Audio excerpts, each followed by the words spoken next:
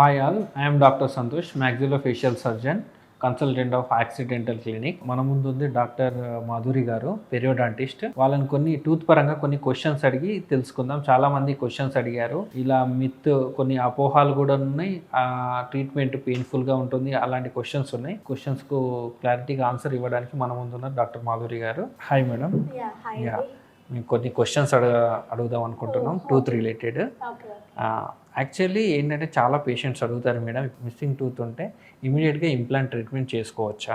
జనరల్గా missing tooth ఏ కారణం వల్ల పన్ను ఊడిపోయింది అనుకోండి, అది ఇమీడియట్గా రీప్లేస్మెంట్ అనేది చేయించుకోవాలి. సో ఇంప్లాంట్ ద్వారా చేయించుకోవచ్చా అంటే అక్కడ ఉన్న బోన్ సిచ్యువేషన్ బట్టి, అక్కడ ఉన్న పక్కనున్న సిచ్యువేషన్ బట్టి మనము ప్లానింగ్ అనేది చేస్తాం అనమాట. సో ఏదైనా కానీ ఇంప్లాంట్ కావచ్చు, ఫిక్స్డ్ డెంచర్ కావచ్చు, లేకపోతే టైమ్ బడ్జెట్ లేకపోతే రిమూవబుల్ కావచ్చు, ఏదైనా కానీ తొందరగా రీప్లేస్మెంట్ చేయించుకుంటే మంచిది. మనం డిలే చేయటం వల్ల ఏమవుతుంది అంటే ఆ ఎదురు ఉన్న పన్నుకి స్టాపర్ ఉండదు కాబట్టి పన్ను అనేది కిందకి జారటం జరుగుతుంది. కిందకి జారటం వల్ల పంటికి మధ్యలో గ్యాప్స్ రావటము, అక్కడ ఫుడ్ ఎక్కటము, అవి పుచ్చిపోవటము, ఈ పన్ను ఏదైతే జారిందో దానికి కూడా ఫ్యూచర్లో ట్రీట్మెంట్ చేయాల్సి వస్తుంది. సో కింద ఒకవేళ పన్ను మిస్ అయితే కింద పన్ను రీప్లేస్మెంట్ చేయించుకోవాలి, ఆ జారిన పన్నుకు కూడా రూట్ కెనాల్ చేసి క్యాప్ వేయాల్సి వస్తుంది.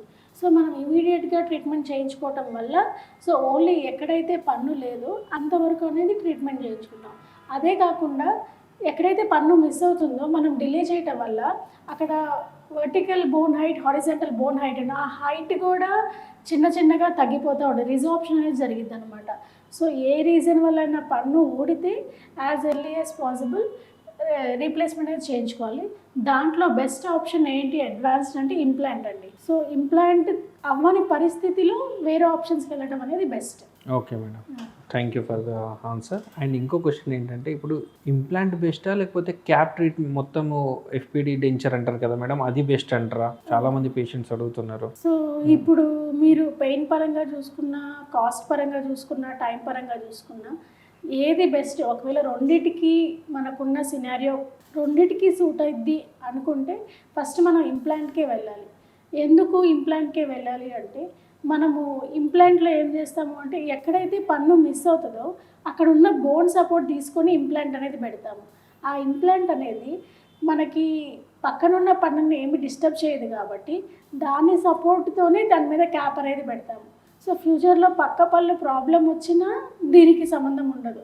ఒకవేళ వర్స్ట్ కేసులో ఒకవేళ డ్యామేజ్ అయినా అదే ఇంప్లాంట్ ఇంకొక implant with free charges replace చేస్తాం కాబట్టి సో ఇంప్లాంట్ అనేది బెస్ట్ అనమాట. సో పెయిన్ గురించి మీరు చాలామంది చాలా పెయిన్ఫుల్గా ఉంది అని అంటారు. సో ఎనస్థీషియా అయినా మనం ఇచ్చే నార్మల్ ఎక్స్ట్రాక్షన్కి ఇచ్చిన ఎనస్థీషియానే ఇస్తాము. అండ్ ఒక హాఫ్ అన్ అవర్ ప్రొసీజరే. అండ్ నార్మల్గా ఎక్స్ట్రాక్షన్కి ఇచ్చిన యాంటీబయాటిక్ పెయిన్ కిల్లర్ ఇస్తాం, కానీ అది పెద్ద పెయిన్ఫుల్ ప్రొసీజర్ అనేది కాదు. Okay, thank you madam.